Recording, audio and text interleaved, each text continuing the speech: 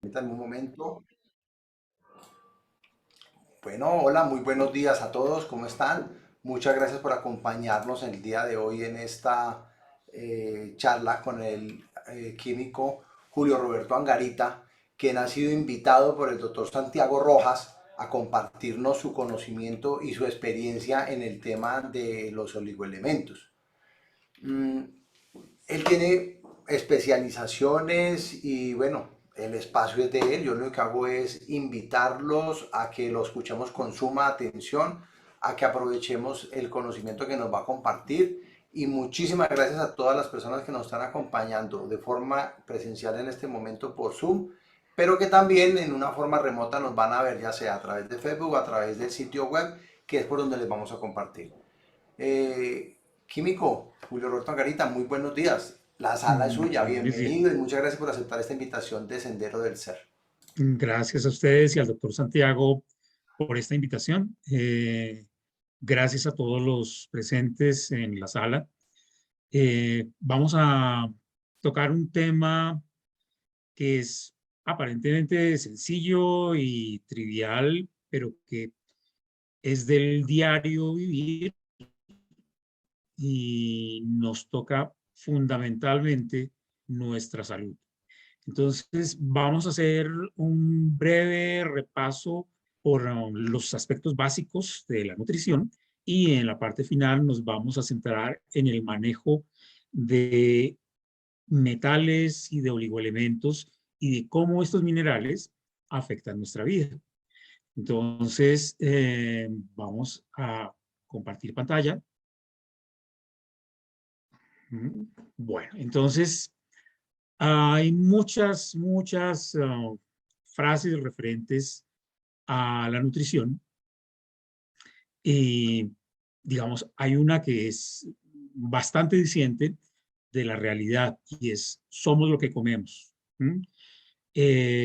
Nuestra nutrición es básicamente una decisión que parte de nuestro estado de conciencia. ¿Mm? ¿Qué comemos y cómo lo comemos va a incidir en cómo nos sentimos, cómo funciona nuestro organismo y cómo aprovechamos esos alimentos? ¿Mm? Eh, Está acá plasmada también la famosa frase de Mahatma Gandhi de bebamos nuestros alimentos y mastiquemos nuestras bebidas, eh, que iba orientada a un sentido más allá de lo físico, pero que dentro del terreno físico garantiza que aprovechemos al máximo cada bocado de alimento que hay en nuestro organismo. Bueno, también es de recordar por la importancia y lo trascendente en lo que toca con esta charla, la frase de Hipócrates, que tu alimento sea tu medicina. ¿Mm? Realmente hay terapias, como por ejemplo la macrobiótica, que con solamente un uso de determinados alimentos puede ayudarnos a curar patologías tan difíciles como un cáncer. Entonces, de la elección que hagamos de estos alimentos dependerá el estado de salud que tengamos. Bueno, cuando nos alimentamos, como todos sabemos, los alimentos van a tener una predominancia en qué contenidos tienen, y qué función va a tener cada grupo de alimentos dentro del cual se encuentre ese alimento. Los lineamientos básicos de la nutrición eh, actualmente recomienda una ingesta fundamental de carbohidratos, o sea, que esa sea la base, que es lo que nos proporciona la energía, ¿m? Y seguida de frutas y verduras, en donde vamos a encontrar un mayor contenido de minerales, de vitaminas, que nos van a ayudar a controlar las funciones de nuestro cuerpo, con una menor proporción de proteínas y de grasas. ¿Qué sucede en nuestra nutrición actual? Con frecuencia, o bien por una decisión de dieta como tal, eh, consumimos una dieta muy rica en proteínas y muy rica en grasas, ¿sí?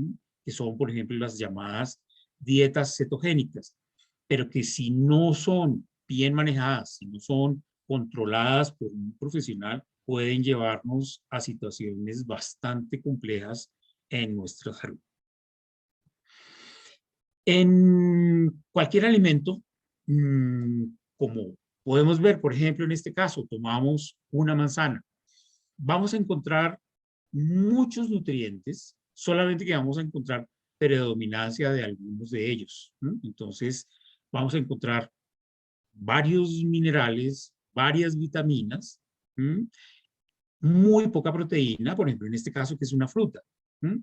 Entonces, eh, el alimento contendrá o no contendrá los minerales que necesitamos dependiendo de si ellos están en el suelo del cual parte. A nivel general, estos nutrientes podemos dividirlos en macronutrientes o micronutrientes dependiendo de en qué concentraciones estén dentro del alimento en particular.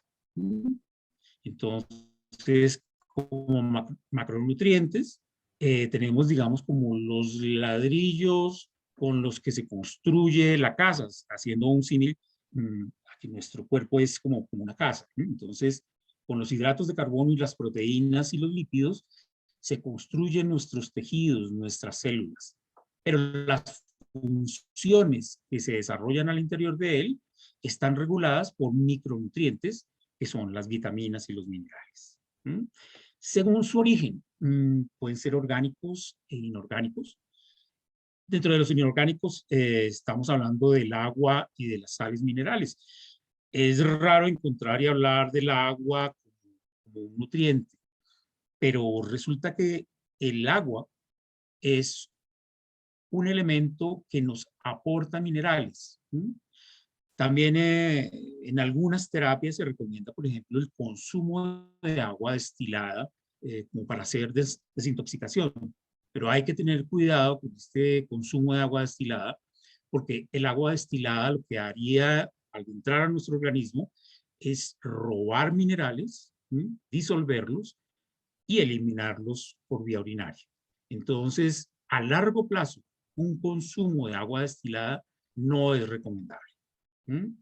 Y la parte orgánica es la parte fundamental, lo que realmente nos va a nutrir y a aportar.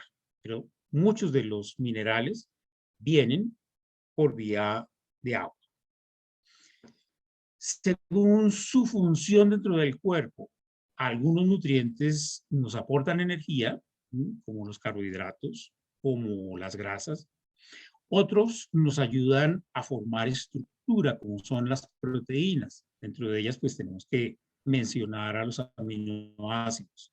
Y los minerales, de los cuales nos estamos ocupando en especial en esta charla, son del grupo de los reguladores, dentro del cual también están las vitaminas.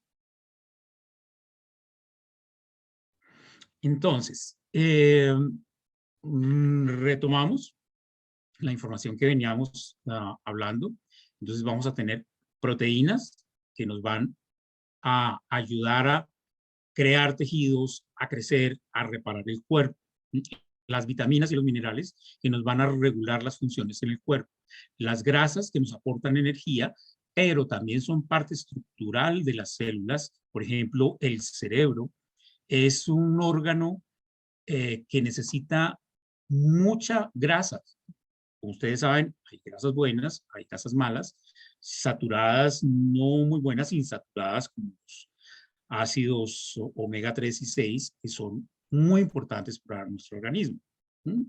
Y los hidratos de carbono, que son los que nos aportan la energía. De ellos, recordemos que es importante en la dieta evitarlos de rápido uso, como los azúcares refinados o la miel, y preferir los carbohidratos de degradación lenta. En el tema de proteínas, las proteínas finalmente son una construcción de muchos aminoácidos. ¿Qué son estas sustancias? Los aminoácidos son unas moléculas orgánicas que contienen nitrógeno, un grupo amino, que es un grupo NH4, y un grupo ácido. Entonces, ellas forman grandes cadenas que finalmente terminan plegándose. Cuando tenemos varios restos de aminoácidos, estamos hablando de un péptido. Cuando ya hablamos de algo mucho más grande, hablamos en sí de una proteína. Tanto en minerales como en vitaminas, como en aminoácidos e incluso en grasas, hablamos de que hay algunos nutrientes que son de carácter esencial. ¿Qué quiere decir que son esenciales? Quiere decir que nuestro organismo no lo puede sintetizar, no lo puede producir, sin embargo, es fundamental para que el organismo pueda funcionar bien. Entonces, en aminoácidos tenemos esta lista de 10 que son fundamentales. Dos de ellos, por ejemplo, la metionina, la cisteína, son aminoácidos que contienen azufre. Son fundamentales para dar estructura a las proteínas del cuerpo. En los ácidos, o sea, no todas las grasas son malas, son importantes, debemos consumirlas. Lo que tenemos que definir es cuáles son las grasas adecuadas a consumir. Entonces, todo esto hace parte de grueso de información que día a día manejamos. Entonces, tanto en publicidad como en la información médica y nutricional que nos llega, nosotros hemos oído hablar de todos estos elementos, del omega 3, del omega 6, de las vitaminas del grupo B. Entonces, es información que conocemos, pero que vale la pena reforzar. Acá vemos un cuadro donde nos muestra algunas de las vitaminas y la importancia dentro del organismo. Las vitaminas y los minerales son responsables de muchas de las reacciones que ocurren en el cuerpo. Pensemos que somos como un gran laboratorio. El estado de salud o de enfermedad que vemos en nuestro cuerpo o en una persona es el resultado de fácilmente unas 10.000 reacciones que están ocurriendo en el mismo instante simultáneamente para que todas nuestras funciones vitales ocurran y sucedan de forma normal y adecuada. De esas 10.000 reacciones que ocurren aproximadamente, más o menos el 10% de esas dependen de un oligoelemento, de un mineral que activa esas reacciones, que la facilita, que permite que ella ocurra. Y sin el cual o la reacción va a ocurrir muy lentamente o definitivamente no va a ocurrir. Entonces, aquí ya estamos hablando de los oligoelementos, microelementos, elementos traza. Hay varias formas en las que se puede uno referir a ellos. Como acabo de mencionar, una de sus funciones básicas y principales es activar las enzimas. ¿Las enzimas qué son? Son unas sustancias generalmente de carácter proteico, que sirven de intermediarios y que ayudan a que sucedan las reacciones. Desde algo tan simple como transportar el oxígeno o transportar el CO2 y que sea liberado posteriormente en los pulmones. Todas estas reacciones dependen de la presencia de oligoelementos. Por ejemplo, para que un paciente tenga un cuadro hemático con buenos valores, que tenga suficiente hemoglobina, como todos sabemos, debe tener hierro. Pero para que tengamos hierro dentro de nuestro organismo, este tiene que haber podido ser absorbido y haber podido ser transportado en el torrente sanguíneo. Todas estas reacciones, todos estos procesos ocurren mediados, por ejemplo, en el caso del hierro, por una enzima que se llama la ceruloplasmina, que depende de la presencia del cobre. Si no hay cobre, ella no puede hacer su trabajo, por lo tanto, no puede transportar el hierro. Entonces, hay algunas anemias que no dependen de una mala ingesta de hierro, sino que dependen de una mala ingesta de cobre. ¿Mm? En síntesis, ellos lo que hacen es regular el metabolismo, permitir que las reacciones ocurran. Los oligoelementos están distribuidos en la tabla periódica en básicamente dos o tres grupos. Metales están en el centro de la tabla periódica, los que ven, por ejemplo, en color verde, son metales de transición. Y algunos que son los electrolitos, por ejemplo, como el sodio, el potasio, que están en el grupo 1. También son metales, pero son unos metales mucho más activos, mucho más sí, activos eléctricamente.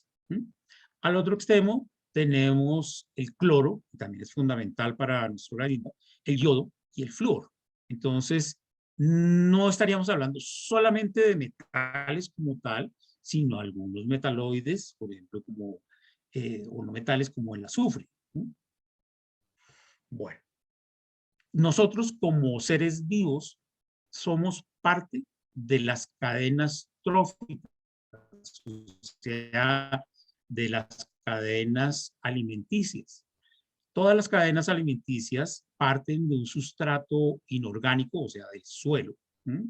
Entonces, lo que no está en el suelo es imposible que le llegue a los siguientes eslabones de esa cadena alimenticia. Entonces, el primer eslabón de la cadena alimenticia, como sabemos, son los seres vivos autótrofos. Eso quiere decir que ellos mismos pueden sintetizar sus alimentos, pueden producir las sustancias que los van a formar. Es el caso de las plantas. Digamos, de forma más primaria, los líquenes, los musgos, las algas, pero para efectos prácticos de nuestra nutrición son las plantas. Entonces, usualmente en los terrenos donde se cultivan nuestros alimentos, se hace la fertilización con los elementos mayores. Cuando hablamos, por ejemplo, de fertilizantes para un cultivo, generalmente se utiliza la sigla de NPK con unos números que son los que determinan el porcentaje que tiene cada uno de esos elementos dentro del fertilizante, bien sea el que se utiliza en un cultivo extenso o el que utilizamos en nuestra casa para nuestras plantas. Entonces, N de nitrógeno, P de fósforo, K de potasio, son los elementos, los macronutrientes para las plantas. De ahí en adelante, hay dos elementos que son fundamentales en determinar si un suelo es de buena calidad o de mala calidad, que son el calcio y el magnesio.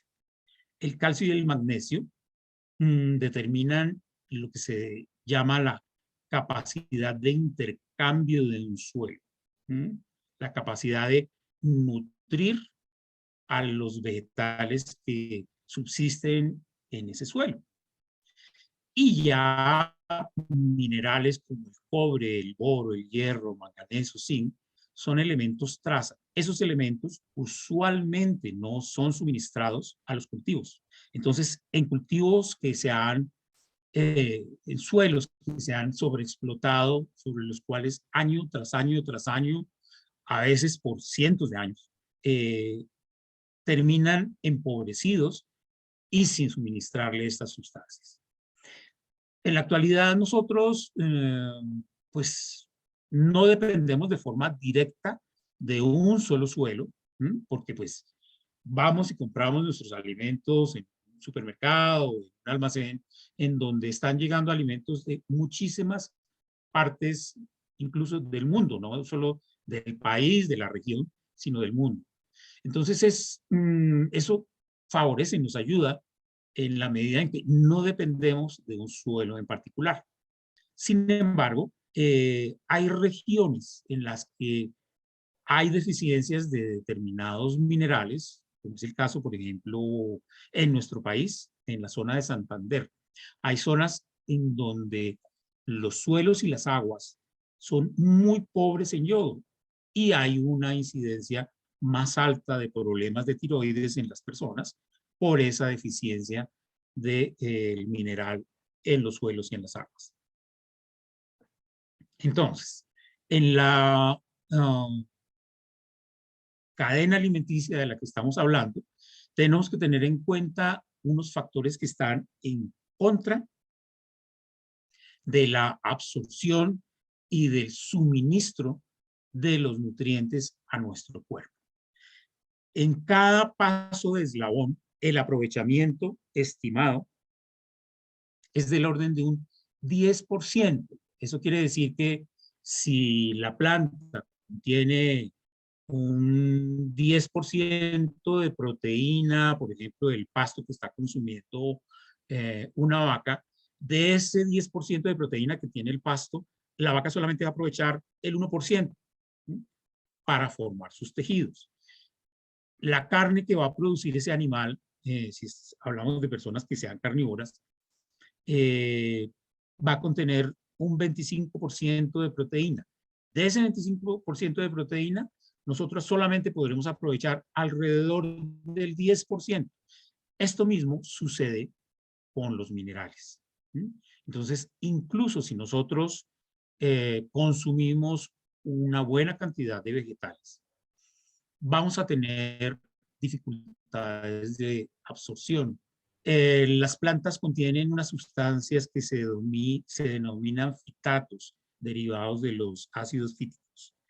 Esas sustancias atrapan minerales y no permiten que sean absorbidas en nuestro tracto intestinal. Entonces, tenemos dos factores en contra de que nuestra nutrición sea adecuada.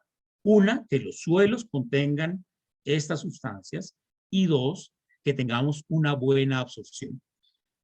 La buena absorción va a depender también de que no tengamos problemas con los mecanismos normales, naturales, con los que se transporta desde la membrana estomacal o del duodeno hacia el torrente sanguíneo, porque algunos metales tóxicos, como por ejemplo cadmio, el plomo, el mercurio, que como ustedes saben está presente en el pescado, porque pues, nuestros mares están llenos de mercurio, están llenos de metales pesados. Estos metales pueden producir toxicidad bloqueando los sitios de absorción de minerales y en algunos casos de la absorción de las proteínas. Estábamos hablando de si un paciente no tiene ningún problema digestivo, tiene un adecuado desdoblamiento tanto de carbohidratos como de proteínas. Las proteínas son mucho más difíciles de digerir que un carbohidrato. Entonces, no necesariamente una buena ingesta va a traducirse en una buena suplencia de las sustancias dentro del organismo. Los minerales pueden actuar de distinta forma dentro de nuestro organismo. Podemos utilizarlos como principio activo, como un medicamento como tal.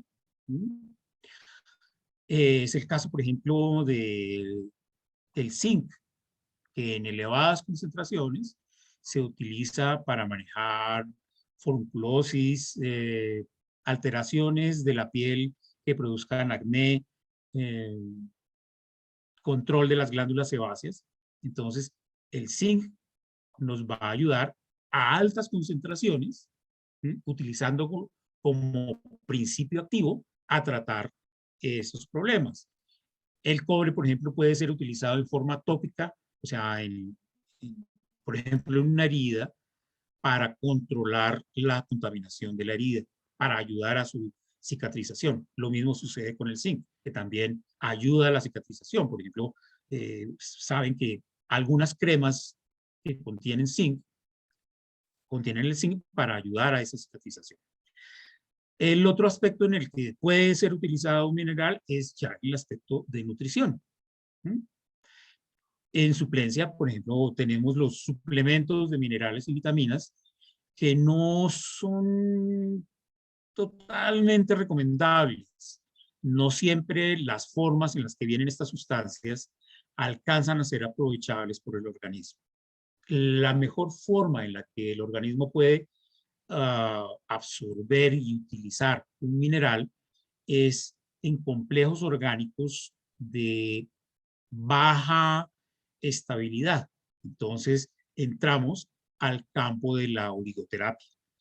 Esta fue una terapia desarrollada inicialmente en Francia,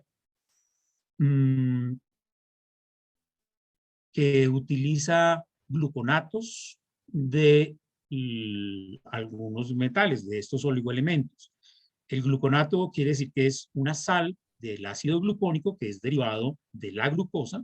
Entonces, forma un complejo, pero es un complejo que lo ayuda a transportar, pero que no lo va a secuestrar.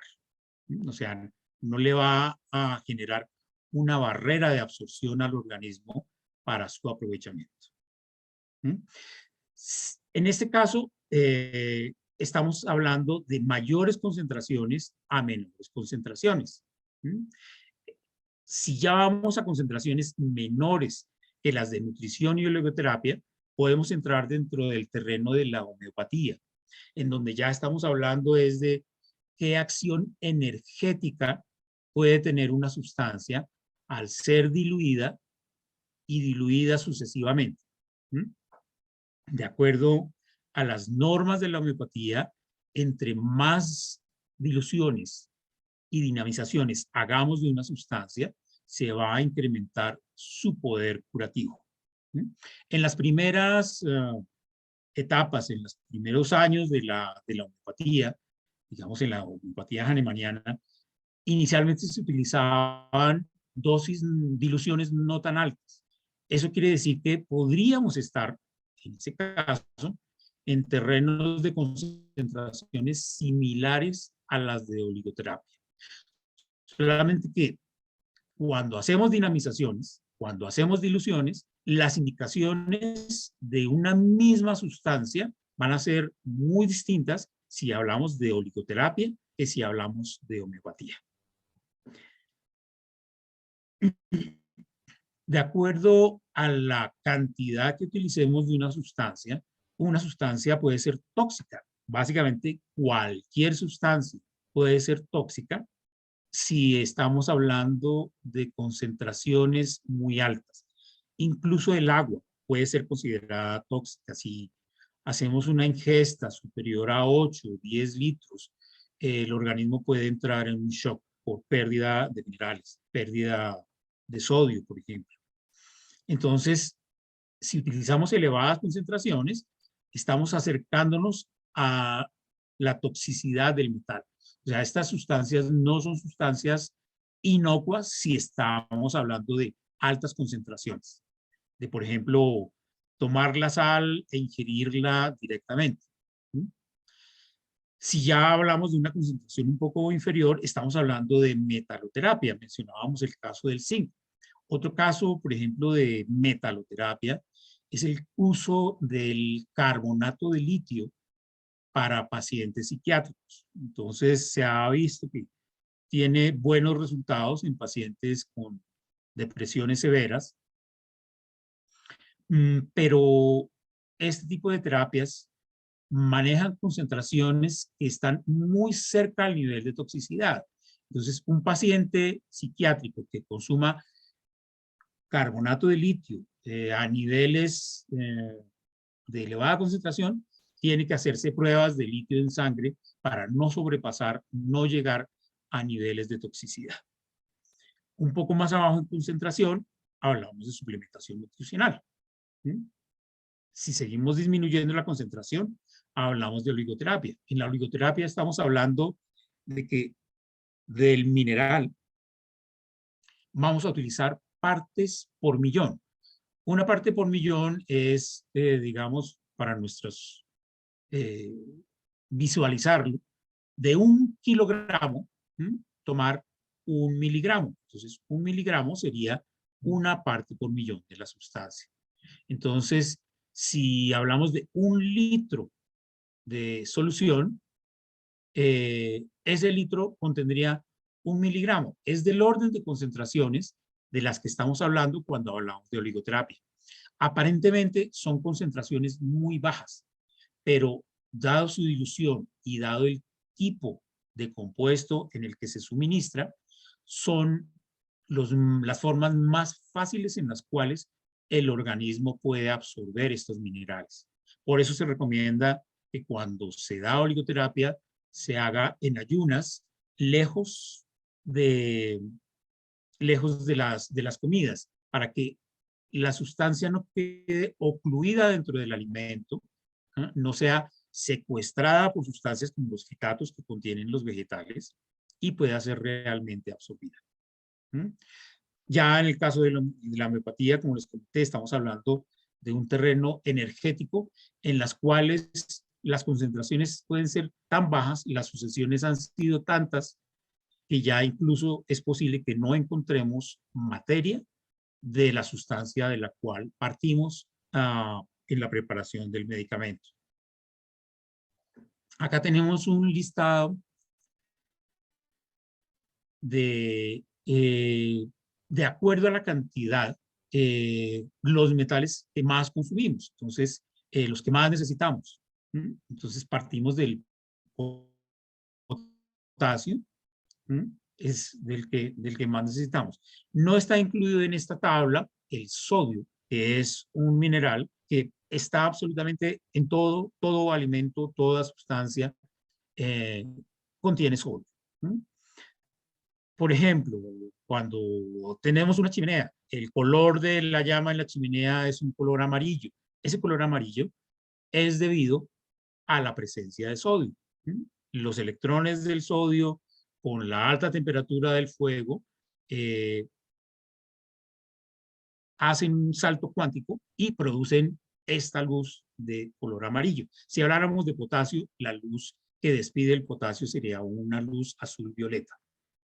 Y así sucesivamente, el potasio, el calcio, el magnesio. Entonces, estos en forma estricta no son considerados oligoelementos porque las cantidades son considerables. Ya a partir del zinc, empezamos a hablar ya de unas cantidades que son bastante pequeñas. De algunos de ellos, a pesar de que se sabe que son fundamentales y que son indispensables, no se ha establecido cuál es la ingesta diaria recomendada.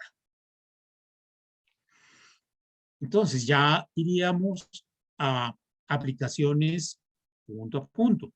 Del potasio. Todos hemos escuchado que el potasio es fácil de encontrar en el banano, nos recomiendan el banano también, por ejemplo, está presente en altas concentraciones en la cebolla, ayuda a controlar espasmos musculares, calambres, por su alto contenido de potasio. Entonces, hace parte de la función muscular.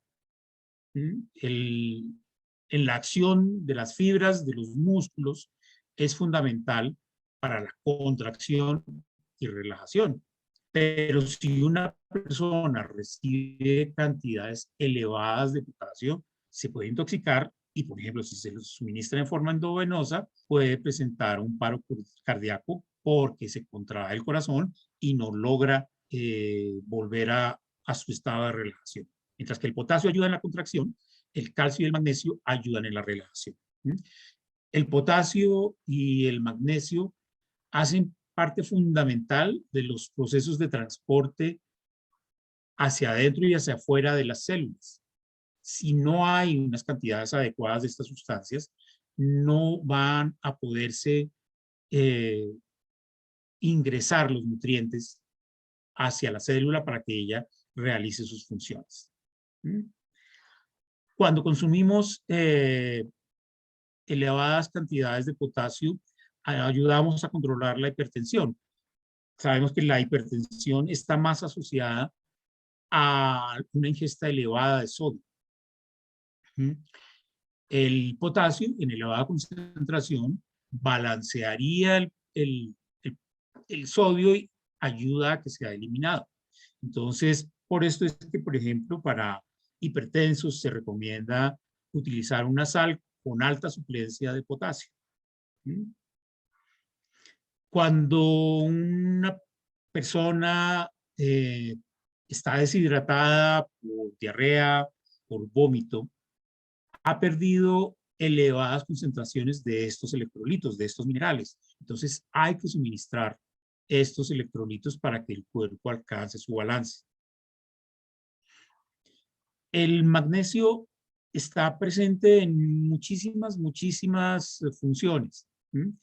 Algunas de ellas, por ejemplo, tan importantes como la formación de serotonina, que es un neurotransmisor que ayuda a nuestra sensación de bienestar.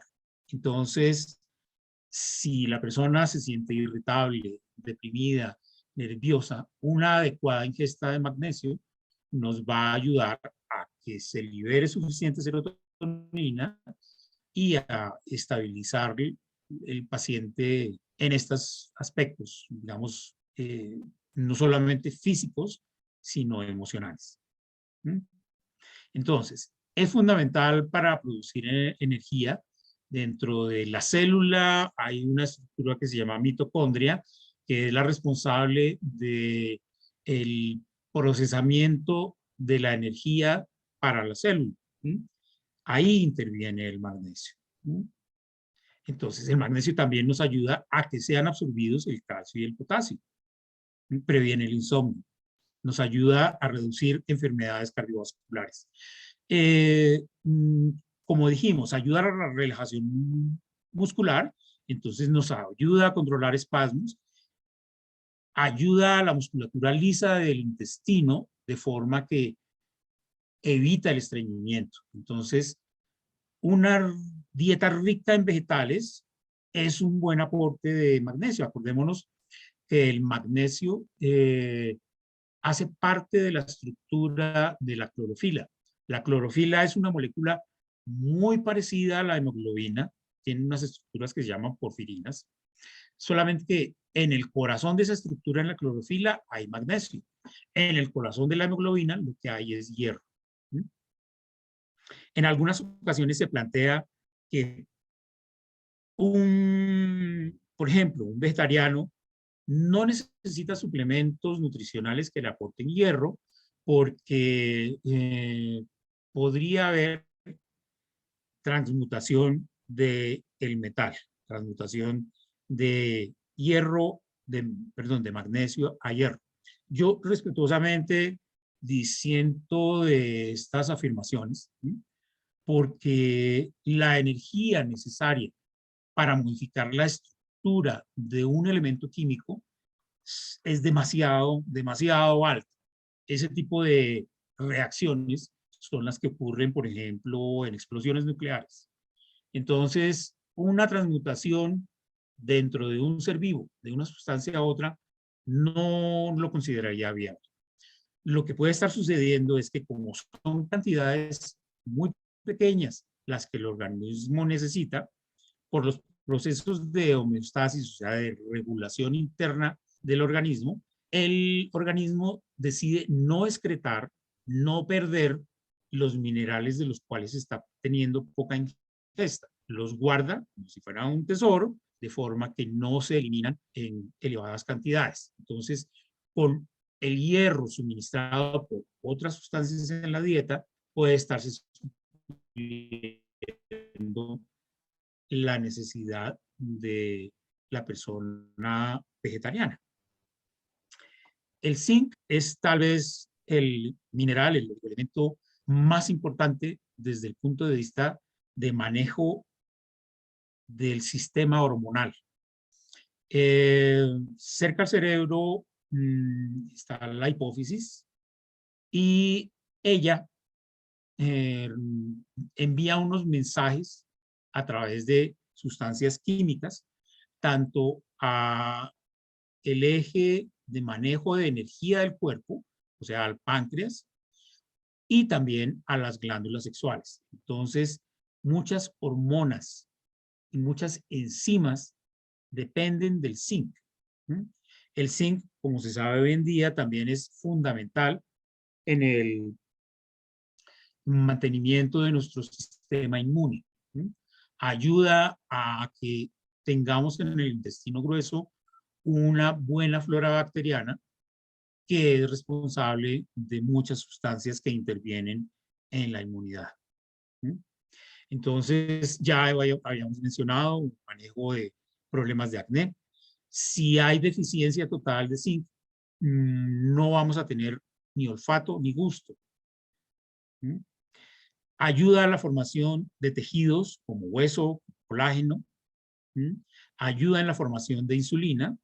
Su deficiencia puede producir fatiga, pérdida de cabello, impotencia, infertilidad y elevados niveles de colesterol.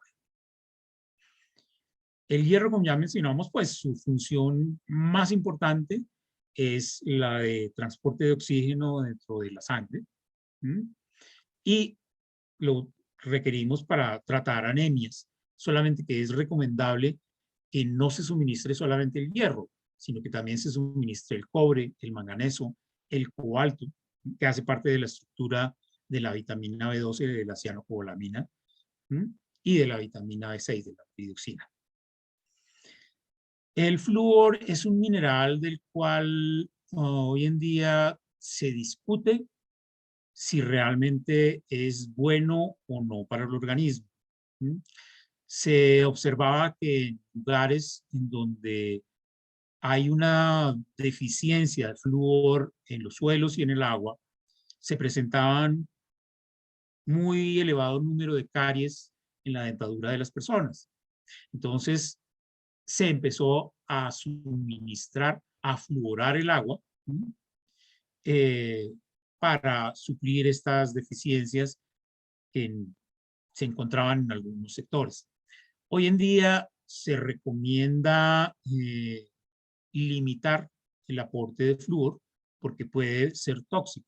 ¿No? O sea, si hay un buen aporte de flúor en agua y en suelos, no es recomendable consumir suplementos de flúor. ¿Mm? El flúor ayuda en la calidad de tejidos, tanto óseos como de ligamentos. Entonces, si la persona tiene hiperlaxitud ligamentaria, o sea, si es una persona que, por ejemplo, como estas personas de circo, pueden hacer contorsiones, doblarse de forma inusual, más allá de lo que normalmente una persona puede hacerlo, esta persona lo que tiene es un estado de enfermedad de hiperlaxitud ligamentaria que está relacionada con una deficiencia de flúor. ¿Mm? Si tenemos esguinces repetitivos, es recomendable el flúor para ayudar a mejorar la estructura del ligamentos. ¿Mm? Si tenemos problemas de postura en espalda que terminan traduciéndose en alteraciones de la estática de la columna, con deformaciones, recomendable el consumo del flúor. Actualmente en los niños se hace una aplicación local, tópica, de flúor. Algunas cremas dentales todavía dicen que contienen flúor. Entonces, no es necesario más allá, a menos que estemos tratando una enfermedad como tal y estemos hablando de oligoterapia y de un flúor de una concentración baja como el que se utiliza en oligoterapia. Del cobre es otro elemento muy importante que puede tener acción tanto a nivel tópico como a nivel sistémico, a nivel de todo el organismo. Entonces, por ejemplo, en un estado gripal, el consumir el oligoelemento cobre y dejarlo actuar en la garganta va a hacer que ese cobre desestabilice el, el DNA, las moléculas tienen sus moléculas desprotegidas, no las tienen dentro de una membrana nuclear. De forma que al desestabilizarse estas moléculas, se impide la reproducción de las bacterias. Entonces, esa es una acción tópica de un control inmediato, por lo que uno puede observar que en cuestión de 2, 3 días, un proceso respiratorio, de infección respiratoria, cede de forma inmediata, gracias al cobre. Cuando ya estamos hablando de que es una persona que tiene procesos frecuentes de gripas, de enfermedades respiratorias, un consumo de cobre a largo plazo va a hacer que la persona no vuelva a presentar este tipo de enfermedades repetitivas. Como habíamos dicho, es fundamental para que pueda ser absorbida el hierro y controle la anemia. Ayuda a proteger la mucosa gástrica en caso de gastritis. También tiene acción antiinflamatoria. No solamente actúa contra bacterias, sino también contra hongos. Digamos a nivel industrial, por ejemplo, uno de los tratamientos que se puede aplicar a las maderas, por ejemplo, a las maderas crudas que se utilizan como postes, es aplicarle sales de cobre. Esta aplicación de sales de cobre hará que ni bacterias ni hongos afecten a la madera.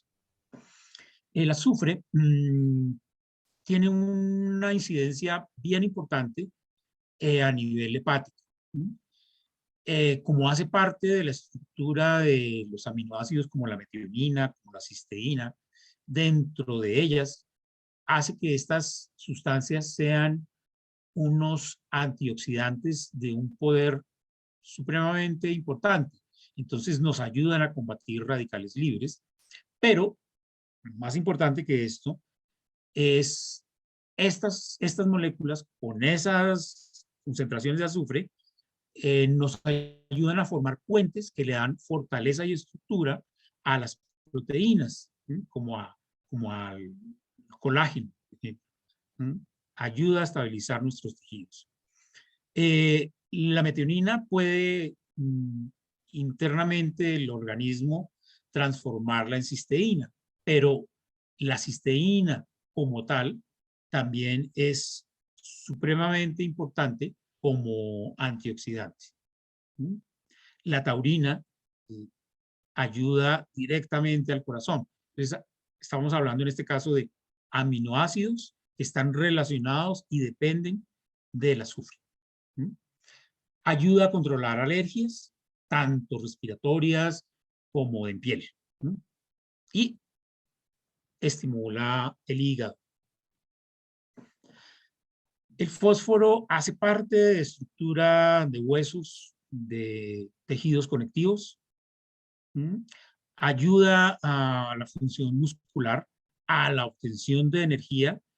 De pronto habrán oído hablar que la molécula fundamental dentro de la cadena de obtención de energía en el organismo es el ATP, es el adenosín trifosfato. Entonces, esta molécula contiene fósforo y es fundamental para que podamos aprovechar tanto grasas como carbohidratos, desdoblarlos y convertirlos en energía aprovechable en el organismo.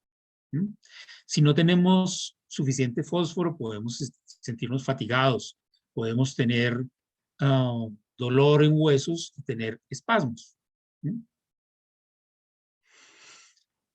Del selenio, es una sustancia que puede ser muy tóxica si estamos ingiriendo el tipo equivocado de selenio.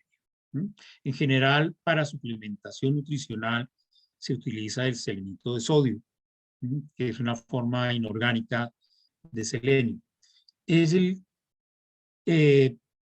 una actividad muy importante demostrada en la prevención de cáncer, especialmente en cáncer hepático, pero no solamente hablamos de cáncer hepático. Junto con el zinc activan la glándula tiroides. La glándula tiroides va a depender entonces del yodo para producir la tirosina que contiene yodo, del selenio y del zinc. Es un estimulante del sistema inmune y ayuda a la reproducción celular, a hacer recambio. El cromo es una sustancia que nos ayuda a metabolizar los carbohidratos, nos ayuda a controlar la insulina, o sea, tiene una acción directa en páncreas. Ayuda al paciente con diabetes o con hiperglicemias. ¿Mm? Nos ayuda a controlar el colesterol. Es, digamos, en términos generales, para manejo de dietas, un enmagrecedor. Eso quiere decir que nos ayuda a metabolizar grasas para que el organismo tenga un contenido menor de grasa y más alto en proteína, o sea, en masa muscular como tal. ¿Mm?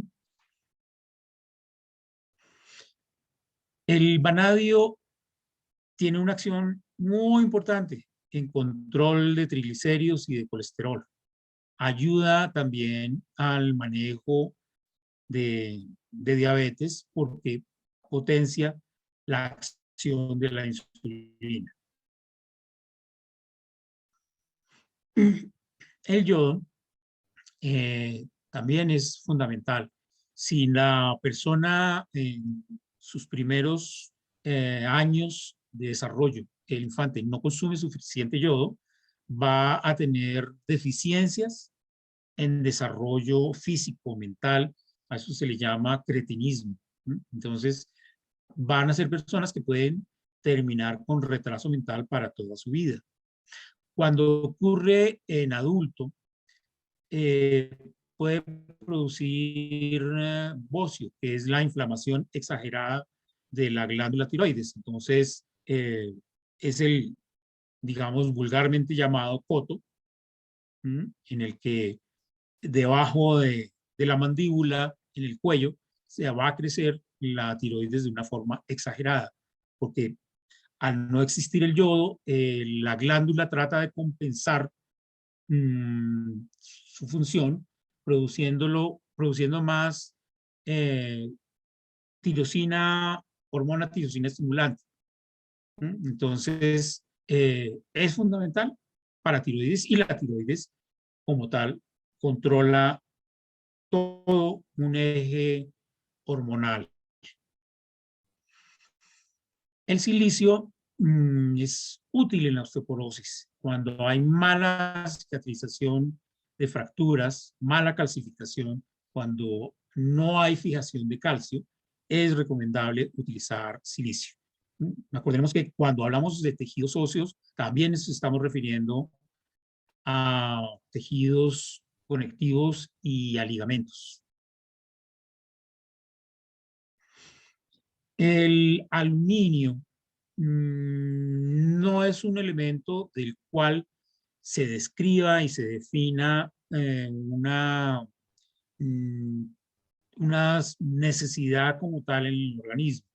Dentro de oligoterapia es un principio activo que es muy útil en el manejo de la hiperquinesia infantil. Cuando los niños tienen dificultades de concentración, dificultades escolares derivadas de esa imposibilidad de concentrarse, el aluminio ayuda a estabilizar y a modular la actividad cerebral.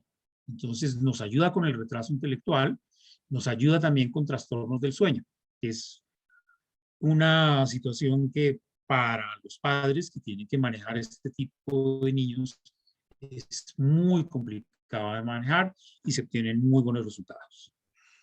Cuando hablamos de problemas de vías respiratorias y de ORL, de otorrinolaringología, el bismuto tiene una acción muy importante, especialmente cuando hablamos de infecciones virales. Aunque no se limita a las virales, es muy útil, por ejemplo, combinado con el cobre o combinado con el cobre oro plata para controlar estas enfermedades. Incluso cuando estamos hablando de amigdalitis y laringitis de formas repetitivas, de formas crónicas, pero también agudas. El cobalto, como dijimos, hace parte de la estructura de la vitamina B12 de la cianocobalamina y nos ayuda tanto en espasmo muscular como en espasmos de sistema circulatorio, de venas, de arterias. Entonces, nos ayuda a relajar estos tipos de tejido, regulando el sistema simpático, o sea, el sistema del cerebro que controla las funciones automáticas. El litio, en este caso hablamos del litio de oligoterapia, no del litio, no del carbonato de litio utilizado en psiquiatría a niveles de toxicidad, sino del litio de oligoterapia. Lo primero que hay que decir de él es que no es tóxico, no hay que tener controles de niveles de litio en sangre, porque estamos hablando de unas concentraciones absolutamente lejanas de concentraciones de litio. Mientras que para un paciente psiquiátrico podemos estar hablando de 300, entre 300, 600 miligramos de carbonato de litio por dosis 2 o 3 veces al día. Acá a duras penas llegaremos a 1 miligramo. Entonces, estamos totalmente lejos. El paciente podría, por ejemplo, en una depresión severa, tomarse todo el frasco del medicamento y no pasaría nada porque no habría posibilidad de intoxicación. Entonces, según la oligoterapia funcional, es un medicamento con el cual se deben empezar las terapias. Es el metal de menor tamaño, digamos como átomo, es el átomo más pequeño. Y él tiene la capacidad de moverse con facilidad en los canales de transportes de las células. Esto hace que facilite la desintoxicación del paciente. Entonces, cuando una persona ha tenido farmacodependencia de drogas psicoactivas o de alcoholismo, el litio es útil para desintoxicar a estas personas. Entonces, nos ayuda a manejar insomnio, depresión, obsesiones de suicidio. Hay casos extremos en los que hay que combinarlo con otro medicamento, que es una combinación denominada cobre-oro-plata, en casos de depresiones severas y extremas, con obsesión de muerte. Entonces, como ven acá, no estamos hablando de concentraciones tóxicas de litio. Podríamos llegar en psiquiatría a utilizar hasta 2000 miligramos de carbonato. Bien. La oligoterapia como tal es una terapia de tipo funcional. Esto quiere decir que es una terapia en la cual le damos al organismo herramientas para que él mismo busque su equilibrio y su buen funcionamiento. Frecuentemente en las terapias farmacológicas lo que hacemos con los fármacos es suprimir alguna función, evitar procesos. Entonces, este no es el caso con la oligoterapia. En la oligoterapia lo que se busca es que todos los procesos funcionen adecuadamente para que, sumada a este buen funcionamiento de procesos, haya un estado de salud general del paciente. En esta oligoterapia que fue escrita en Francia, se describen los tipos de paciente, refiriéndose a tipos de terreno. Es también un término que se utiliza en homeopatía, ¿no?, al hablar de la clase de paciente con la que a la que nos estamos refiriendo o que estamos tratando. Entonces, podemos nosotros observar, por ejemplo, personas que conocemos, observarnos a nosotros mismos y podemos mirar qué tipo de pacientes somos. Entonces, la primera diátesis o conjunto de características es la hiperreactiva. Es una diátesis que usualmente se encuentra en niños y en personas jóvenes o de mediana edad, en la que tanto en el aspecto físico, como en el aspecto emocional, como en el aspecto intelectual, la persona es hiperreactiva. ¿Mm? Es una persona que, por ejemplo, frente a un problema va o a tener un acceso de ira o a ser impaciente. ¿Mm? Entonces, son todas reacciones hiperreactivas. ¿Mm? En este tipo de personas podemos observar que, por ejemplo, también las reacciones del cuerpo son, por ejemplo, de tipo alérgico. Es una hiperreacción del cuerpo. Entonces, allí lo que tenemos que hacer es modular ese tipo de reacciones, tanto en lo físico como en lo emocional, como en lo intelectual. ¿Mm? Un paciente hiperreactivo es un paciente que no se puede estar quieto, que, por ejemplo, le cuesta conciliar el sueño, ¿Mm? E igual le cuesta iniciar su día en las mañanas. El siguiente cuadro, la siguiente diátesis, es la opuesta a esta, es el hiporreactivo, es el que reacciona muy poco. Entonces, frente a un estímulo, por ejemplo, infeccioso, el organismo no logra defenderse adecuadamente, ¿no? Su sistema inmune no responde de forma adecuada. Entonces, tanto esta diátesis 1 como la 2 corresponden a personas jóvenes, digamos. El paciente distónico ya es una persona que tiene un poco más de años y es un paciente en el que las respuestas que empieza a dar el organismo son distorsionadas, son alteradas. Empieza a presentar, por ejemplo, pérdida leve de memoria, empieza a tener, por ejemplo, disfagias, o sea, problemas digestivos, problemas respiratorios no resueltos. Estos problemas pueden avanzar a una cuarta diátesis, que es la diátesis anérgica. En la anérgica, el organismo no tiene capacidad de respuesta. Entonces, usualmente es un paciente de edad avanzada en la que el organismo ha perdido su capacidad de respuesta, que puede ser que tenga procesos de cáncer, procesos degenerativos, ¿no? En la que ya hay una pérdida importante de memoria y en la que el organismo, su sistema inmune, no puede defenderse de las agresiones por parte de microorganismos o del ambiente en general. Este estado enérgico puede ser que ocurra eh, en personas jóvenes, por ejemplo, en caso de niños que, por ejemplo, presentan infecciones muy graves que no responden a terapias antibióticas. Entonces, utilizar cloruro de plata en este tipo de pacientes es muy útil y ayuda a que haya finalmente una respuesta adecuada. Adicional a estas cuatro, se habla del síndrome de desadaptación.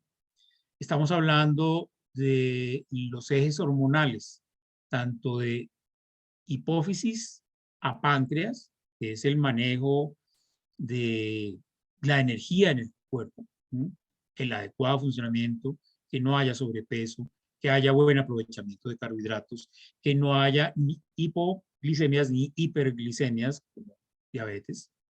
Entonces, para la disfunción derivada hacia páncreas, hacia manejo energético, se utiliza una combinación de 3 oligoelementos que son el zinc, el níquel y el cobalto. Mientras que para la desadaptación de hipófisis a glándulas sexuales, que es el otro eje, se utiliza una mezcla de cobre más zinc. Tanto el cobre como el zinc tienen actividad sobre glándulas sexuales. Recordemos que su deficiencia puede llevar incluso a infertilidad, impotencia. Entonces, para la primera diátesis, la que hablábamos de tipo hiperreactivo, estamos hablando de que su oligoelemento, su medicamento de indicación es el manganeso. Entonces, a pesar de que normalmente no se habla del manganeso como fundamental en la formación de hemoglobina, lo es. O sea, no solamente necesitamos hierro para formar hemoglobina, para lograr solucionar una anemia. Como mencionábamos, necesitamos manganeso, necesitamos cobalto, necesitamos cobre y obviamente fundamentalmente el hierro, que es el que está en el corazón de la molécula de hemoglobina. Útil en el metabolismo de proteínas y de grasas. Entonces, es un medicamento que vamos a utilizar en pacientes que tengan asma alérgico, que tengan taquicardia, que tengan hipertiroidismo, hipermenorrea, o sea, menstruaciones demasiado abundantes, que por su nivel de ansiedad y estrés es un paciente con bruxismo, que sean pacientes obsesivos, compulsivos, impacientes. Ese paciente es un paciente a tratar con manganeso.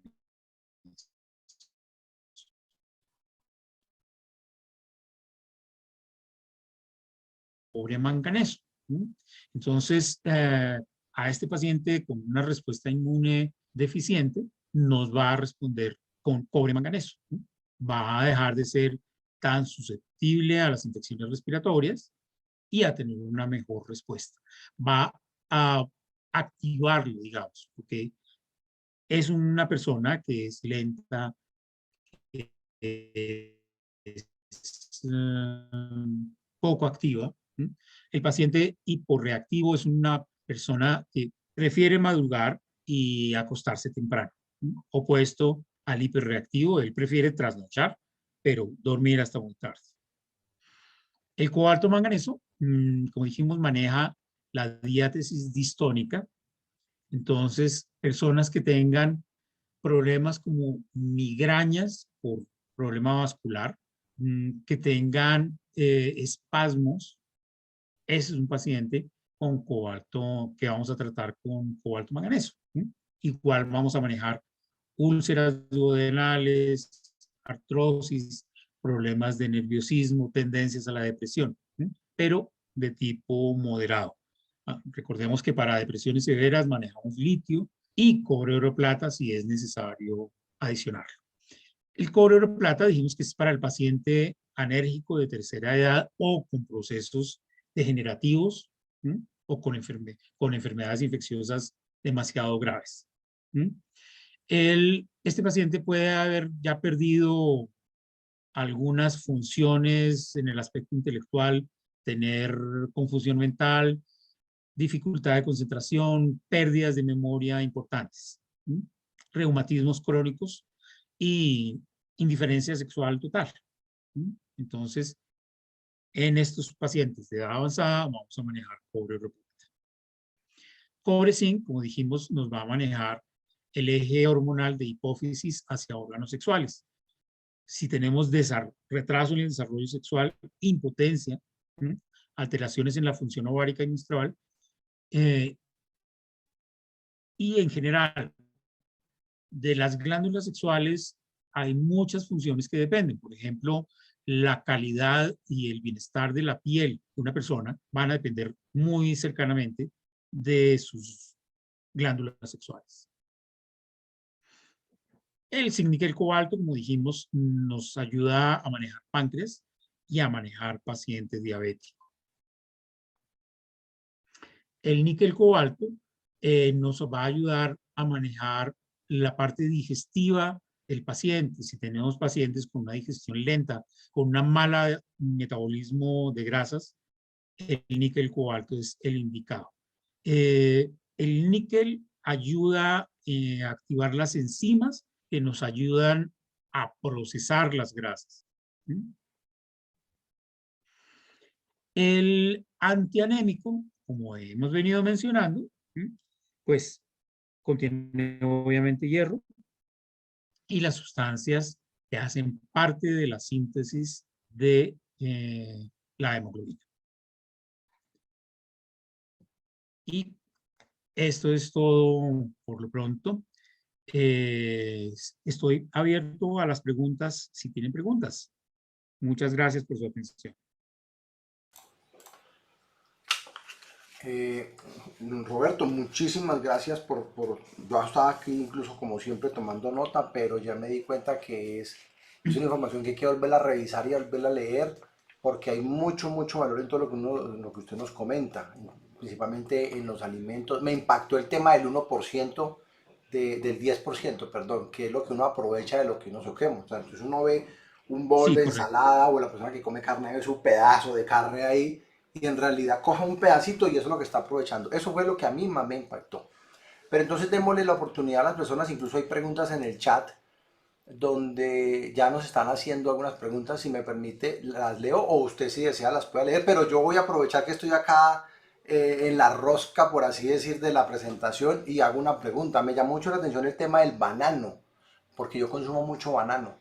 ¿Cuánto es la ingesta diaria que uno máximo puede comerse por banano para no entrar con que sea contraproducente?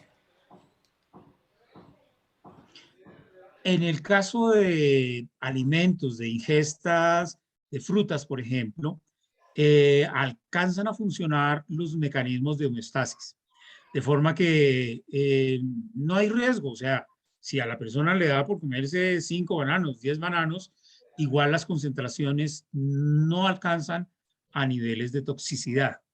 Me ¿M? dejo tranquilo. Pero cuando, por ejemplo, consumimos un suplemento dietario o, por ejemplo, le estamos colocando una terapia de suero a un paciente, que pues algunos médicos alternativos utilizan este tipo de terapia, una dosis elevada de potasio puede producir un paro cardíaco.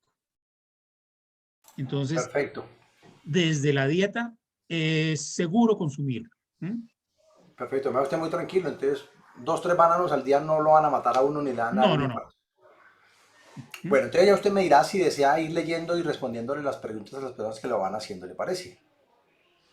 Como, pues, O le ayudo, como quiera. Por sí, ejemplo, por favor, la ayude. señora María Claudia nos está informando, que incluso María Claudia forma parte del Sendero del Ser y para todos los que están asistentes, que esta charla será grabada y será compartida en sus correos electrónicos. Así que podremos verla nuevamente, compartirla con familiares y amigos y tomar nota. La señora Sandra Lozano nos pregunta si la cocción de alimentos hace que estos elementos se pierdan. Eh, es una pregunta importante. La cocción de los alimentos eh, afecta a algunas vitaminas. ¿M? Entonces, hay vitaminas que son termolábiles, o sea, que se dañan y se pierden por completo al ser cocinadas y procesadas. Entonces, respecto a los minerales, no sucede esto, porque el mineral es muy estable frente a la temperatura. ¿M? Eh, el mineral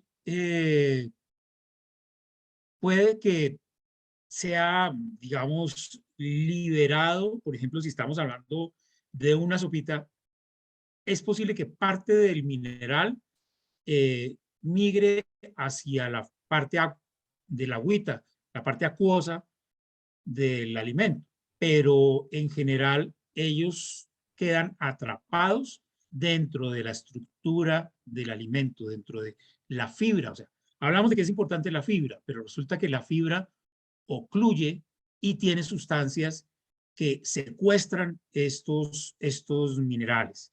Entonces, de ahí la importancia de la frase que teníamos en la diapositiva número 1, la de Mahatma Gandhi, de bebamos nuestros alimentos. O sea, es fundamental que tengamos un adecuado proceso masticatorio para que tengamos también una buena absorción de los nutrientes, lo cual no garantiza si, por ejemplo, tenemos toxicidad de metales pesados en nuestro organismo.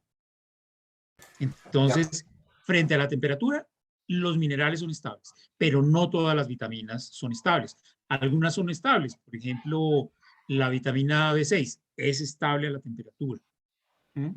Pero algunas otras no. Por ejemplo, la vitamina C, que es un antioxidante, al someterlo a cocción, se va a oxidar. Entonces pierde su poder antioxidante.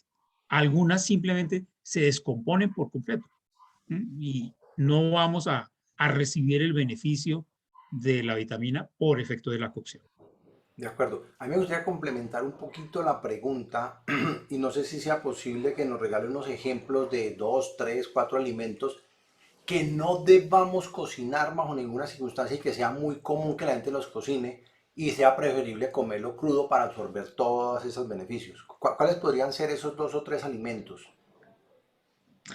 En general, eh, lo que son frutas y verduras, todo lo que podamos comer crudo, es conveniente consumirlo crudo.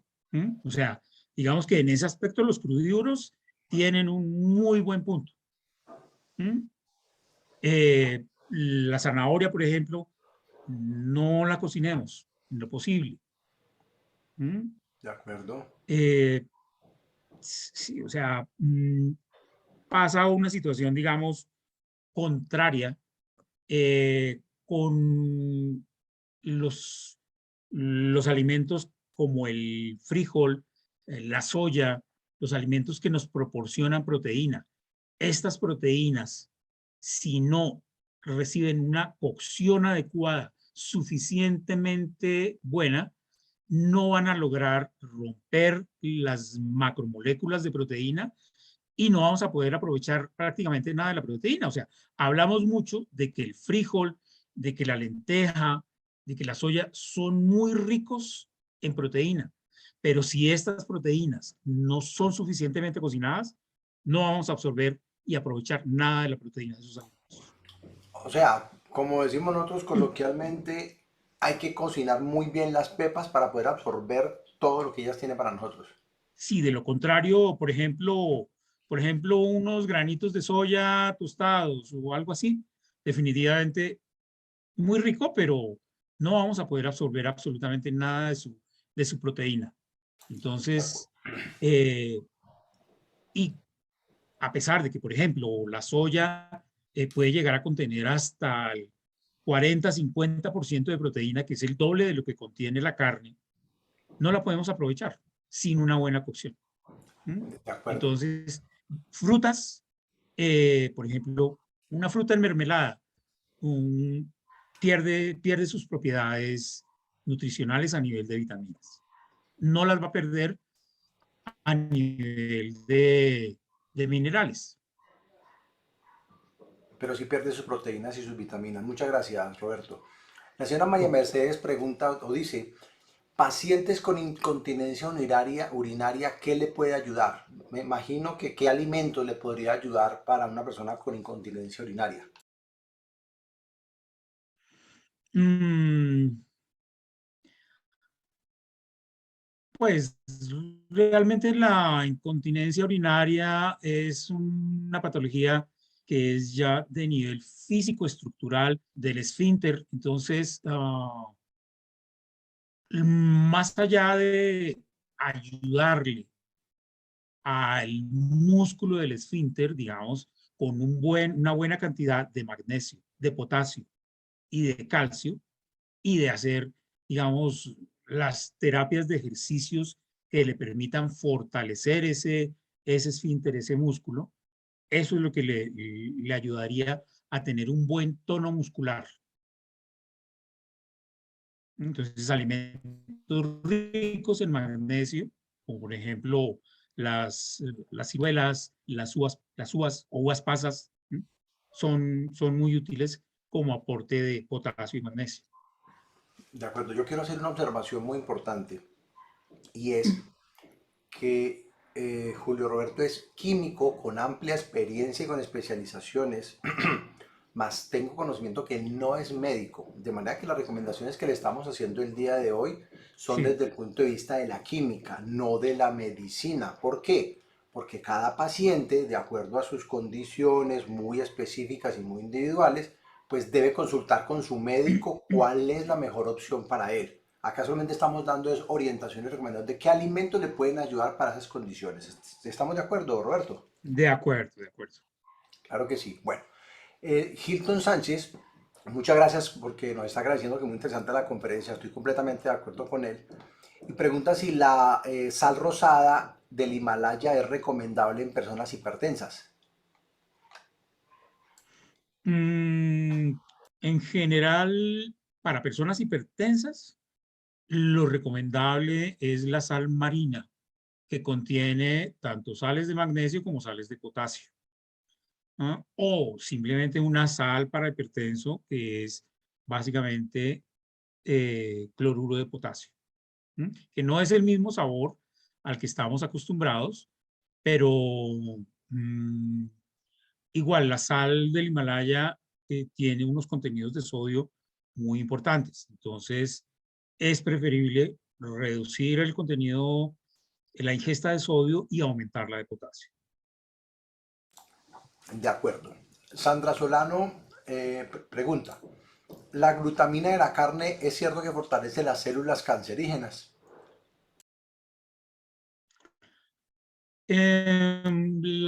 A ver, una vez que está instalado un proceso cancerígeno, lo que tiene de distinto un tejido canceroso es que es un tejido que no tiene control de crecimiento. Entonces, esos tejidos son muy ávidos de cualquier aminoácido, de cualquier nutriente que les permita desarrollarse. Entonces, algunas veces es contraproducente suministrar, por ejemplo, suplementos de aminoácidos, porque lo que van a hacer es facilitar el desarrollo de la masa tumoral. Entonces, eh, digamos que en general, eh, remitiéndose, por ejemplo, a macrobiótica, lo que es recomendable para el paciente con cáncer es evitar el consumo de carnes. Ok, evitar. Recuerden, Sí, reitero, no, consúltenlo con su médico o con su nutricionista. Claudia hace una pregunta relacionada. perdón, sin embargo, hay pacientes en los que, por ejemplo, ya la pérdida de masa muscular ha sido tal, la pérdida, o sea, cuando ya están muy críticos, que es necesario hacer una suplementación con aminoácidos libres, por ejemplo, con un producto como el AminoCare que contiene 20% de aminoácidos libres y proteína de soya aislada. Entonces, eso es una decisión del médico. ¿Mm? Mirar en qué situación está el paciente, porque cuando ya está en una situación muy crítica, ya el organismo no tiene ni siquiera con qué funcionar a nivel de neurotransmisores. Entonces, estos aminoácidos libres le van a ayudar a funcionar, o sea, va a ser un cuidado paliativo para mejorar temporalmente la situación de la persona. De acuerdo, Roberto. Claudia hace una pregunta relacionada al potasio en grandes cantidades. Esa pregunta yo la hice en un principio. De todas maneras, Claudia, confírmanos por favor en el chat si no te quedó clara o esa pregunta fue posterior a la explicación. Si es necesario, le pedimos a Roberto que nos vuelva a explicar. Por ahora, mientras nos confirmas, voy a hacer la pregunta de Sandra Solano, perdón, que dice cómo evitar los efectos negativos de los oxalatos de las espinacas y las acelgas. Al escaldarlas un minuto en agua hirviendo se pierden los oxalatos y antinutrientes. O sea, ¿cómo sería entonces en este caso las espinacas y las acelgas? El tema de hervir, no hervir, poner a hervir el agua, dejar un minuto. ¿Qué haríamos allí para aprovechar esos alimentos? A ver, los oxalatos son sustancias a los que se llega por la degradación de la vitamina C de la espinaca. Entonces,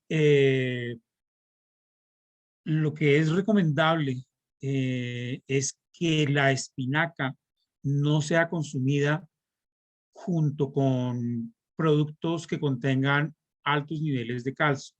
¿Por qué? Porque los oxalatos, al entrar en contacto con el calcio, va a formar oxalato de calcio, que es un sólido difícil de disolver, prácticamente insoluble, y es lo que nos va a formar cálculos.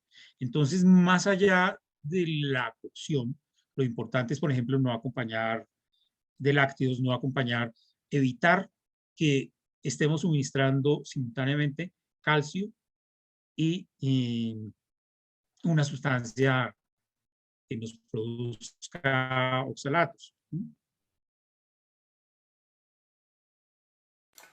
Con esto me deja a mí pensando entonces cuando hacen la famosa crema de espinaca que va con crema de leche, que supuestamente tiene calcio, o sea, sería que entonces en vez de beneficiarnos Pero es la crema de leche es más, es fundamentalmente grasa. Entonces no tiene un contenido de calcio tan importante. ok, El calcio de la leche está en la caseína, en la proteína, digamos, en lo que queda transformado en el queso, que es básicamente caseína, caseinato de calcio. ok, muchas gracias. Ahora, Adri Guzmán pregunta que qué tipo de alimentos ayudan en la no pérdida de la memoria. Siempre se ha hablado del fósforo como un elemento muy importante en el manejo de la memoria. Sin embargo, más allá del fósforo, para el manejo del cerebro en general, lo que es recomendable es facilitar la circulación del cerebro. ¿Mm? Entonces, digamos, dentro del manejo con oligoelementos, el cobalto es un elemento que ayuda a vasodilatar, que ayuda a, a que esa microcirculación y la circulación mayor sea más efectiva. ¿Mm? Hay otros eh, componentes que tradicionalmente se han utilizado para facilitar la circulación cerebral. ¿Mm? Entonces, pero pues repetimos, o sea, ya es cuestión de un manejo médico, y pues nosotros tampoco podemos ponernos en función de dar indicaciones médicas, ¿no? Pero lo que hay que facilitar es la irrigación cerebral para que tengamos una buena memoria, que es lo que con el tiempo empieza a fallar en el paciente de edad avanzada. No, y como dicen los que saben del tema, pues me imagino yo también hacer ejercicios para practicar la memoria. Sí, sí, sí, sí, claro. Mantener activa a todo nivel, mientras sea posible, tener funcionando el cerebro tanto con música, con lectura, recuerdos. Por eso es importante estimular a nuestras personas de tercera edad.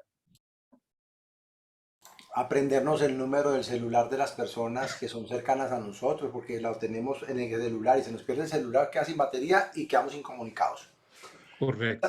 Sandra Solano hace una observación, pregunta y dice, ¿la cáscara del arroz integral, aún cocinándolo, sigue teniendo antinutrientes o elementos perjudiciales para la salud? La cáscara de arroz como tal tiene varios inconvenientes. El primero es que la cáscara es quien recibe la carga de todos las sustancias tóxicas que se utilizan para que un cultivo llegue a término. Entonces, tanto insecticidas como todo tipo de agroquímicos son sustancias tóxicas que pueden estar en la cáscara del arroz. Entonces, desde mi punto de vista, lo ideal es no utilizarla por la carga tóxica que puede tener. Eh, lo que es importante del arroz es la cutícula del arroz. O sea, cuando hablamos de un arroz integral, eh, hablamos que él tiene una pequeña capa que lo envuelve, que es donde está la proteína, los minerales y los nutrientes, que cuando lo blanqueamos para que sea arroz blanco, los pierde. Entonces, eh, por eso es recomendable el uso de arroz integral.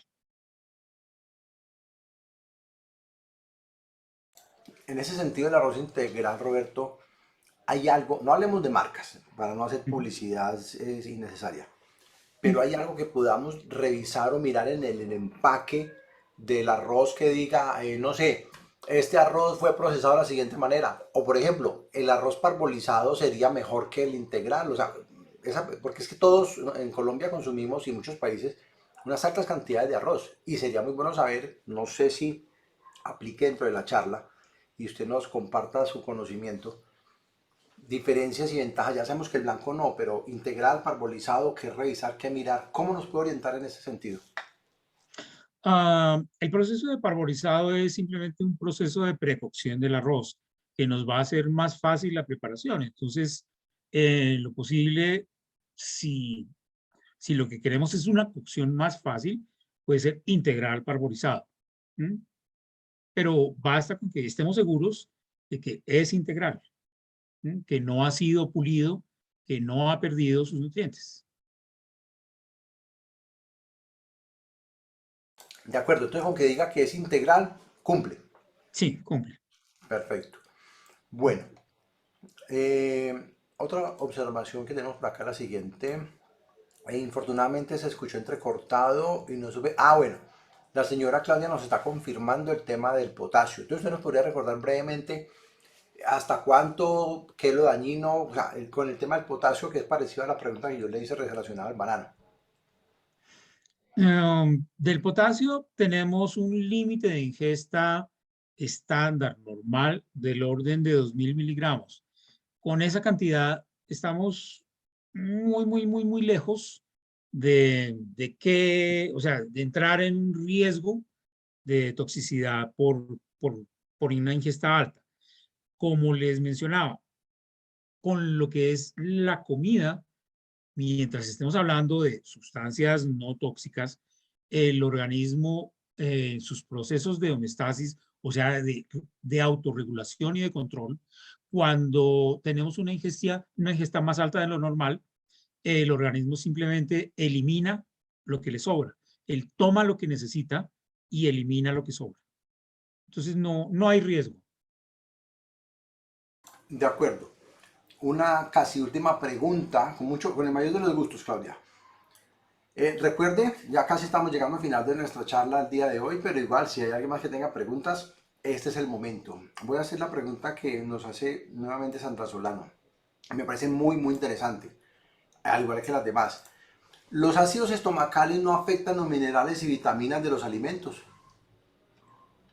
Esos ácidos son importantes para poder absorberlos. Sin ellos, no los podemos absorber, o sea, es, eh, es fundamental. O sea, el componente más importante del ácido estomacal es el ácido clorhídrico. ¿M? Y él lo único que hace es que libera al, al nutriente de su matriz, o sea, de donde viene en el alimento, para que entre en solución. Al entrar en solución, ya puede ser absorbido por las células y los vellos que están encargados del transporte hacia torrente sanguíneo. Entonces, no son negativos. O sea, obviamente, como cualquier cosa, una hiperproducción de ácidos lo que va a deteriorar es el tejido de la mucosa estomacal, pero a los alimentos como tal no los va a dañar. ¿Mm? Hay un aspecto y tiene que ver con la característica de alcalinidad. Cuando hablamos de la alcalinidad, digamos, en agua o la alcalinidad de una sustancia, incluso de un suelo, estamos hablando es de la cantidad de metales alcalinos. Eso quiere decir calcio, potasio, sodio, ¿m? Que contiene la sustancia. Entonces, nos ayuda una ingesta, una alcalinización del medio, o sea, de la sangre, de los tejidos, y eso se logra, digamos, con una ingesta de un suplemento que contenga altos niveles de magnesio, altos niveles de potasio, porque son metales alcalinos. No hay que confundir con, digamos, la neutralización del ácido que se realiza, por ejemplo, con un bicarbonato de sodio. ¿Mm? Entonces, una cosa es el término alcalino, que quiere decir pH mayor a 7, de 7 a 14, y otra cosa es contenido de metales alcalinos. Entonces, Muchas gracias, es Roberto. recomendable, digamos que si no necesariamente vamos a consumir un multivitamínico, que enriquezcamos el agua de bebida con un producto que suplemente estos metales alcalinos.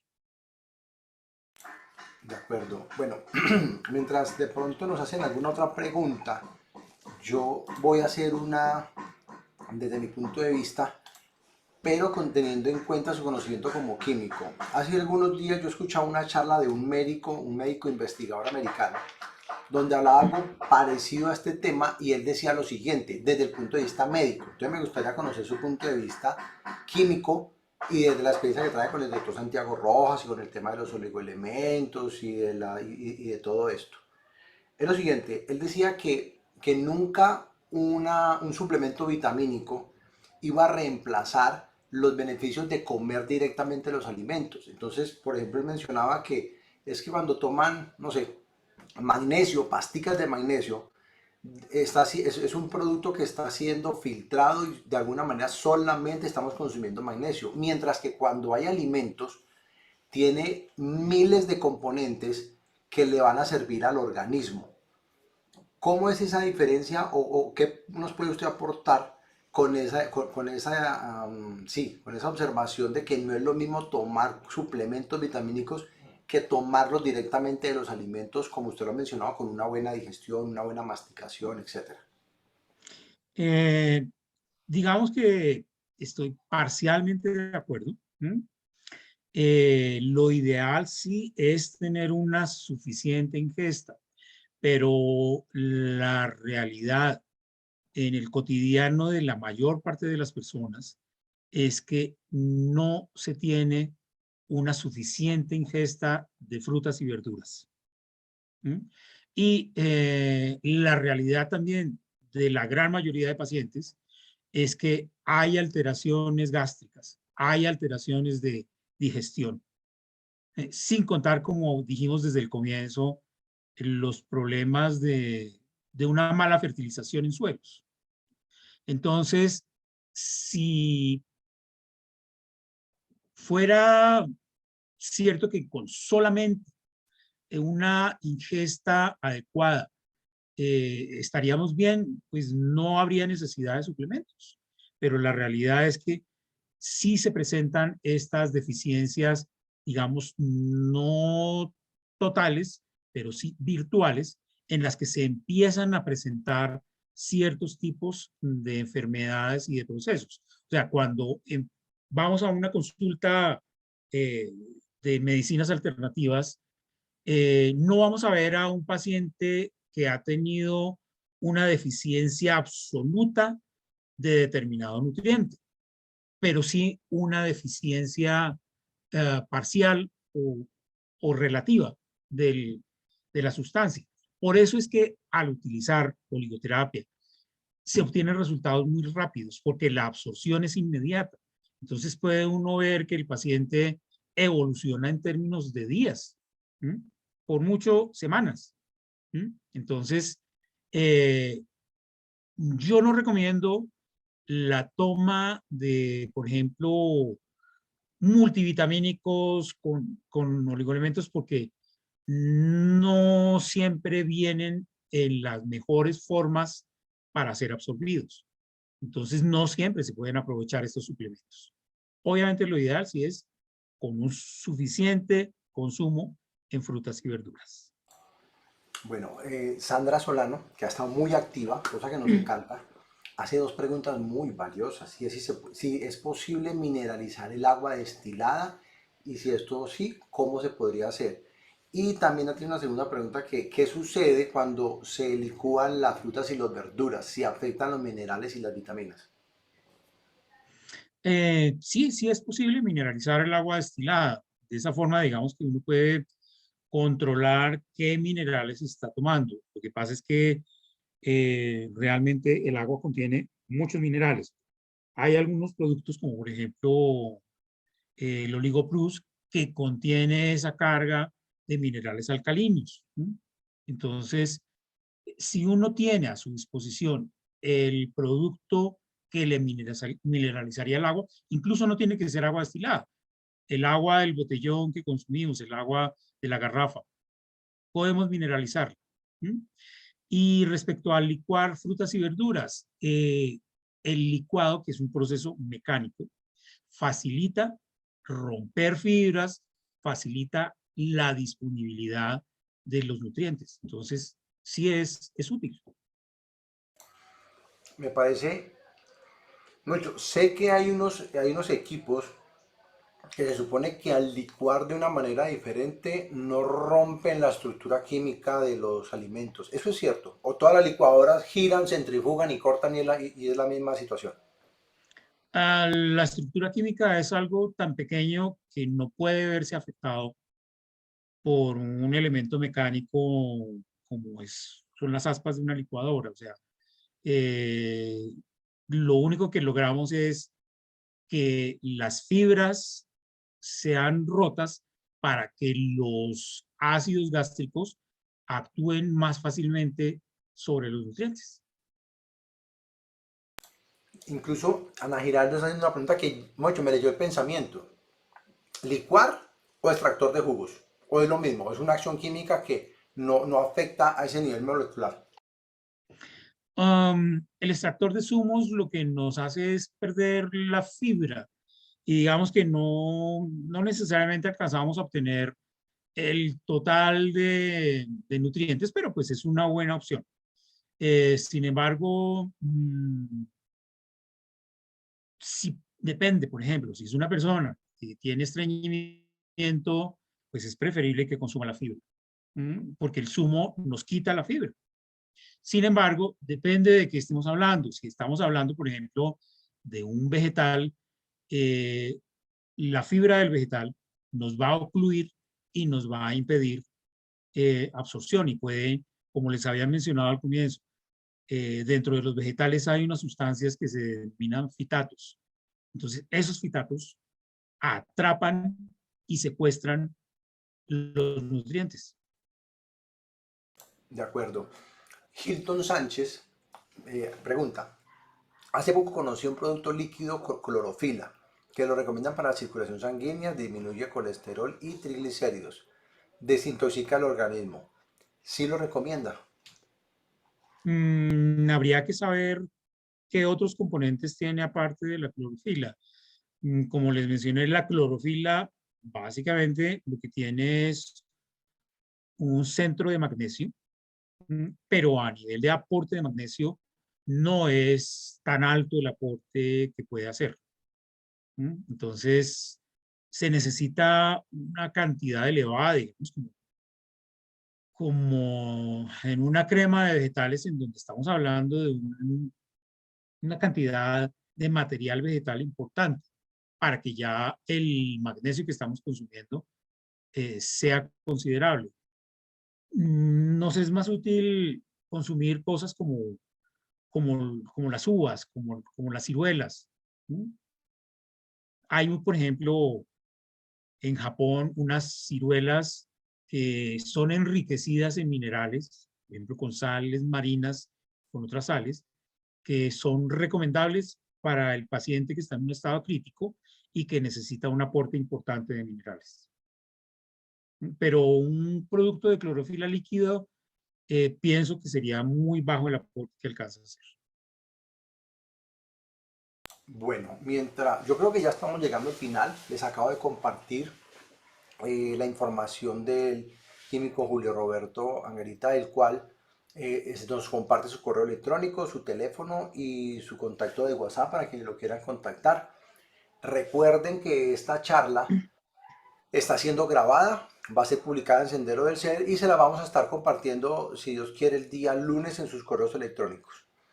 Hay una pregunta de la señora Carmen, un mensaje. No puede enviarme mensaje para todos, pero quisiera ser posible si ustedes lo pueden. Ah, sí, claro, lo acabo de mencionar. Sí, claro, lo vamos a hacer público, se lo vamos a compartir para que ustedes lo puedan ver, porque como les decía yo en un principio, o hace unos minutos, es información que hay que volver a revisar y mirar muy bien porque hay temas muy, muy interesantes.